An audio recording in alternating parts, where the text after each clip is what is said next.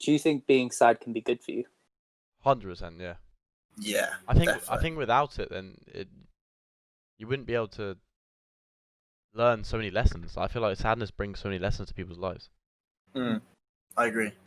Do you think you should actively seek it out? Nah, it should always be natural. It should never be forced.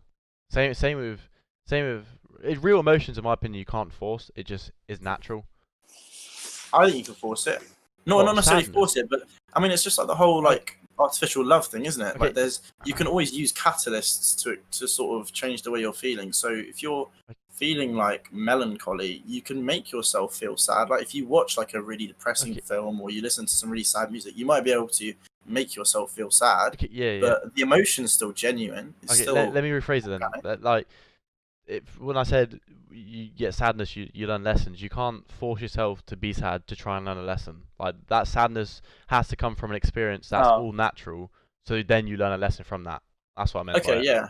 You can't. Yeah, you might be right on that one.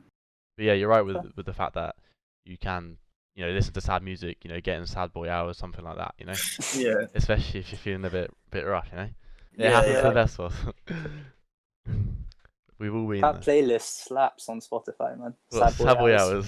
Yeah. I don't know if you boys listen to I that. have not listened to that. I've not listened to that, actually. It slaps. What kind of music is it? A lot of X. I was going to say, it's going to be loads of X. Lot of X. It's always going to be. It's always going to be. It's good. That's the thing, actually. Do you think nowadays, do you think the idea of romanticizing the idea of being sad, almost like the sad boy thing, do you think that's a thing? Oh, mate, 1,000,000%. Like, yeah, 100%. Happens. I mean, I feel like it's something that's sort of romanticized throughout that sort of adolescence period, because it's before people sort of see almost the dangers of it, or like the unhealthy complications that may come with it. But I feel like that's definitely a thing that happens. Definitely. Do you think it should stop? Do you think it should carry on? Do you think it poses a threat? Nah, I don't think it's.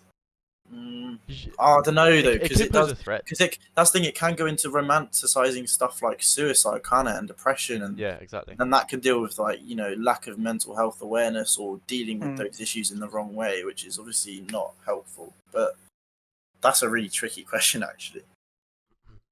No, it does. It does pose a threat. I think, especially when it, like you said, it deep delves into depression and especially suicide as well.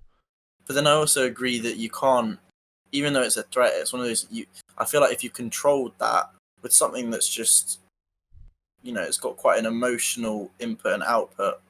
I feel like if you control that, it's going to cause problems, because as soon as you put sort of a limits on what people can feel and how they manage their emotions, it's just going to create. It's like cutting off, one head off the hydra, and it's just going to grow two in its place. Like, you're just going to create more problems. It's kind of one of those things that's just. I don't know. No, I get you. I get you. Yeah. Really tricky.